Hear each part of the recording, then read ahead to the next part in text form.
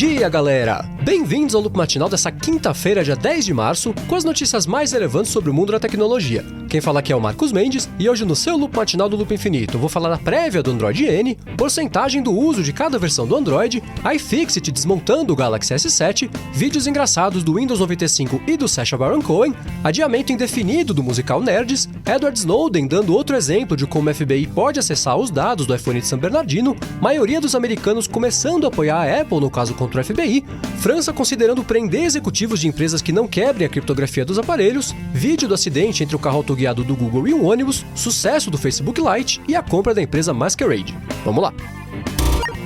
Eu começo o episódio de hoje falando sobre o Facebook, que anunciou a compra da empresa responsável pelo app Masquerade, que vem fazendo bastante sucesso no iOS e no Android, com a habilidade de trocar e substituir o rosto do usuário, gravar, compartilhar, tipo o que dá pra fazer no Snapchat, mas esse é um aplicativo independente, ou pelo menos era, agora que ele foi comprado pelo Facebook. O valor da aquisição não foi revelado, e de acordo com uma declaração no blog oficial da Masquerade, eles estão muito felizes com o fato de que agora eles fazem parte da equipe do Facebook e com a possibilidade de levar a tecnologia deles para cada vez mais pessoas. Eles dizem que lá eles vão ter um alcance que eles nunca teriam se tivessem continuado independentes. Já de acordo com o Facebook, a Masquerade tem um aplicativo fantástico com uma tecnologia de vídeo de primeira linha e eles ficam felizes em integrar e poder contar com a equipe do Masquerade para continuar desenvolvendo a experiência de vídeo do Facebook. Em claro português, é bem possível que no futuro próximo o Masquerade desapareça como plataforma independente e os recursos do aplicativo devem ser integrados às plataformas de vídeo do Facebook, o que é uma pena, né? No médio e longo prazo, ninguém vai lembrar que o Masquerade existiu e a tecnologia que eles desenvolveram com tanta qualidade vai ficar conhecida como a tentativa do Facebook de concorrer com algum outro serviço do mercado, seja ele o Snapchat ou o Periscope.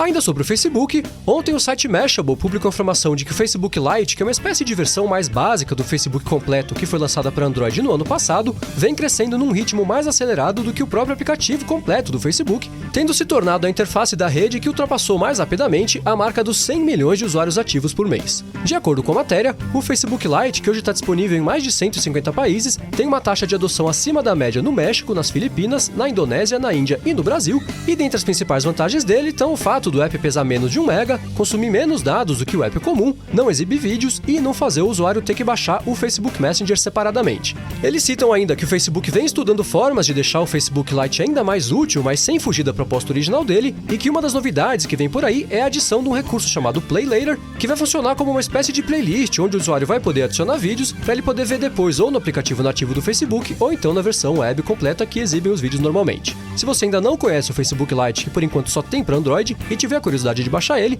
tem um link para o download aqui na descrição do episódio.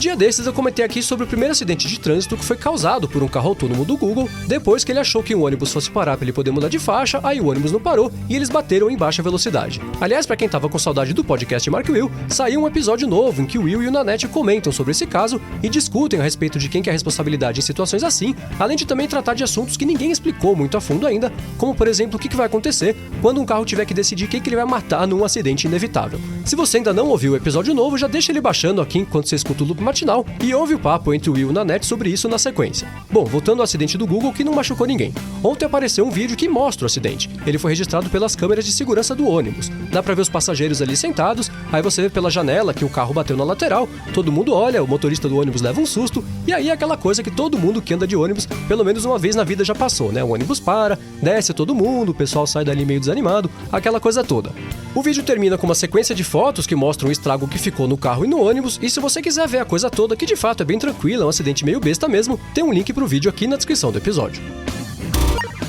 Ontem a Bloomberg divulgou uma informação de uma lei que foi aprovada em caráter preliminar pelo parlamento francês, que impõe novas penalidades a empresas de tecnologia que se neguem a extrair informações criptografadas de computadores e dispositivos móveis que estejam envolvidos em investigações de terrorismo, com penas que variam entre multas pesadas a até 5 anos de cadeia para os executivos da companhia. Essa proposta, que por enquanto ainda só está engatinhando, tem várias etapas de aprovação e revisão pela frente até que se torne mesmo uma lei, foi feita pelo ministro da Justiça da França, que é um cara chamado Jean-Jacques Urvet, logo depois dos ataques terroristas do ano passado que mataram 130 pessoas em Paris, e é um exemplo bem claro de o que um diretor de uma outra agência investigativa americana disse outro dia, quando ele comentou que se as empresas de tecnologia e os governos não encontrarem um jeito de conversar a respeito desse assunto, pessoas sem conhecimento técnico vão acabar aprovando leis movidos ou por sofrimento ou por raiva. Com essa aprovação preliminar lá na França, ficou bem claro que esse risco não só é real, como também tem uma abrangência que vai muito além do quintal dos Estados Unidos. E falando na briga entre a Apple e o FBI, o canal NBC publicou o resultado de uma pesquisa que eles fizeram para tentar identificar quem que o público americano está apoiando, e os resultados parecem indicar uma mudança na atitude geral da galera lá nos Estados Unidos. Se antes 51% dos americanos estavam do lado do FBI e achavam que a Apple tinha que ser obrigada a desbloquear o iPhone de San Bernardino, agora esse número caiu para 42%, enquanto o número de pessoas que estão apoiando a empresa subiu para 47%. Os 11% restantes ficaram por conta dos indecisos e das pessoas que não quiseram responder. E enquanto isso, o Edward Snowden, que já tinha falado que o FBI tinha total capacidade de extrair os dados do iPhone se eles quisessem, com um método meio maluco, que tinha microscópio, raio laser e tudo mais, participou por meio de uma videoconferência de um evento de segurança que ele voltou a afirmar que acha que tudo isso é um grande teatro do FBI, e ele aproveitou para explicar um outro jeito que eles podem usar para desbloquear o iPhone, esse um pouco mais simples, que é basicamente clonar o chip do aparelho, tentar inserir a senha 10 vezes e depois clonar de novo, inserir mais 10, clonar de novo e assim por diante. Se o Snowden tá certo ou não, só gente bem especializada vai conseguir dizer. Mas se enquanto isso você quiser ver o vídeo do evento que ele participou, tem um link para ele aqui na descrição do episódio. Agora eu vou dar uma péssima notícia pra você que tava louco pra ver o musical Nerds, que eu comentei aqui no episódio 56 do Loop Matinal, que tava com estreia oficial marcada para as próximas semanas lá na Broadway em Nova York e que ia contar a história da rivalidade entre o Bill Gates e o Steve Jobs. Então, eu lamento informar, mas o musical foi adiado indefinidamente. De acordo com a Variety, um dos maiores investidores do espetáculo resolveu abandonar o projeto e o produtor do musical resolveu parar tudo até que ele encontre alguém com dinheiro sobrando o suficiente para aceitar apoiar essa ideia de Jerico. Agora eu vou dar duas dicas de vídeos bem engraçados que apareceram ontem durante o dia. O primeiro é do ator Sacha Baron Cohen, que ficou famoso pelo Borá e outros personagens também, e nesse vídeo o ator faz uma apresentação igualzinha à de um keynote da Apple. O vídeo serve para divulgar um filme novo dele chamado Grimsby Brothers, que traz um personagem novo que ele criou, que de acordo com as especificações técnicas da apresentação, é 12% mais fácil de gostar do que o Borá e 15% mais idiota do que o LG, que é um outro personagem dele. O vídeo é pontuado por alguns depoimentos em que ele imita o Johnny Ive com direito à sala branca e vários floreios verbais, e termina anunciando o lançamento do filme que está marcado para amanhã nos Estados Unidos. Já o segundo vídeo se chama Crianças Reagem ao Windows 95 e, como vocês já devem ter imaginado, ele mostra uma série de crianças se deparando com um computador antigo, monitor CRT e tudo mais, e aí elas têm que descobrir como é que faz para ligar o computador, como faz para entrar na internet, que vale lembrar na época era dial-up, tem criança que nunca nem ouviu falar de modem, e também conta com alguns depoimentos a respeito da impressão geral que as crianças têm a respeito da interface do sistema, o que é bem divertido de ver. Caso você queira ver um desses vídeos ou os dois, os links para eles estão aqui na descrição do episódio. Passa lá que é engraçado. Agora o assunto é o Galaxy S7. A iFixit publicou ontem a tradicional desmontagem do aparelho, que eles registram passo a passo e depois publicam num post bem completo que explica como que faz para desmontar cada pedaço dele e o que cada peça faz. Durante o processo de desmontagem, eles mostram a bateria de 3.000 mAh, a câmera de 12 megapixels com um sensor dual pixel que gera imagens melhores mesmo com o fato do modelo ter 4 megapixels a menos do que o modelo anterior, e eles finalizam a coisa toda dando uma nota 3 de 10 de reparabilidade e dizendo que apesar de vários componentes internos serem modulares e relativamente fáceis de trocar, a cola dos vidros na frente e atrás fazem com que eles sejam quase impossíveis de remover sem que eles se estilhassem totalmente.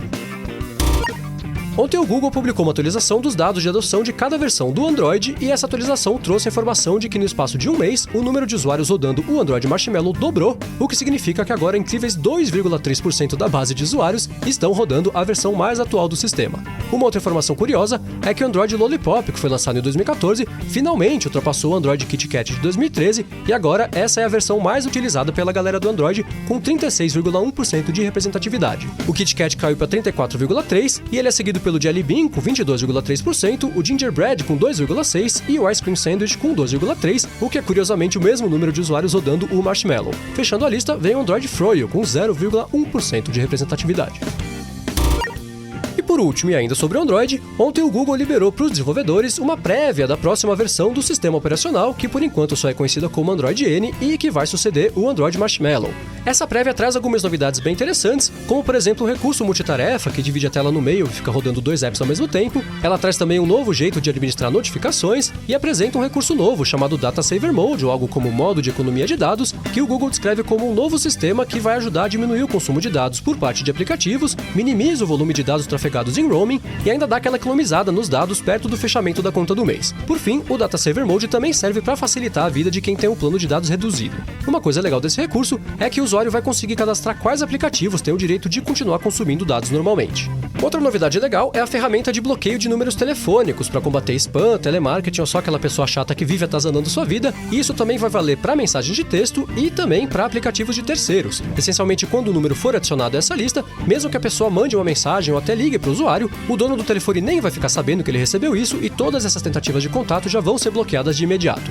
Como eu disse no começo da notícia, por enquanto esse preview só foi liberado para os desenvolvedores e por hora ele só é compatível com a maioria dos aparelhos da linha Nexus. Ele deve ser apresentado oficialmente pelo Google durante o evento I/O, que vai acontecer a partir do dia 18 de maio, deve ser anunciado oficialmente, aí sim já com a revelação do nome, um anúncio mais abrangente de todas as novidades lá para setembro, e em seguida, provavelmente no começo de outubro, ele deve ser lançado oficialmente para a primeira leva de aparelhos compatíveis, que como todo mundo sabe, geralmente é bem reduzida. É isso aí, galera. O Loop Matinal do Loop Infinito vai ficando por aqui. Os links das notícias de hoje vocês encontram aqui na descrição do episódio e também lá no youtube.com/loopmatinal e no soundcloud.com/loopmatinal. Se você quiser falar comigo no Twitter, procura por MVC Mendes que eu tô sempre por lá. Obrigado a todos pela audiência, não deixem de se inscrever lá no canal do Loop Infinito no YouTube e eu volto amanhã de manhã. Falou!